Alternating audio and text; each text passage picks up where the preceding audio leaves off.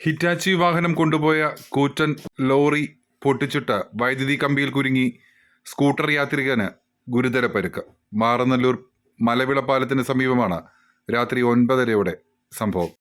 Maranalloor police സ്റ്റേഷന് സമീപത്തായതിനാൽ വിവരമറിഞ്ഞ police സ്ഥലത്തെത്തി അപകടത്തിൽപ്പെട്ട മേലാരിയോട് കൂവളശ്ശേരി സ്വദേശി 58 വയസ്സുള്ള മധുവിനെ കണ്ടല സഹകരണ ആശുപത്രിയിൽ പ്രവേശിപ്പിച്ചു.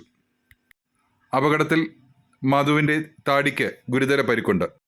വാഹനം ക്യാബിളിൽ കുരുങ്ങി റോഡിലേക്ക് തെറിച്ചു വീണ മധുവിന് ശരീരത്താകമാനം നിരവധി മുറിവുകളുണ്ട്.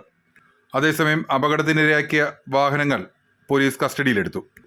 വൈദ്യുതി വകുപ്പ് ജീവനക്കാരെത്തി ഇവിടുത്തെ വൈദ്യുതി ബന്ധം വിച്ഛേദിച്ചു. വാഹനങ്ങൾ മാറ്റിയ ശേഷം ഇവിടുത്തെ വൈദ്യുതി ബന്ധം പുനഃസ്ഥാപിച്ചിട്ടുണ്ട്.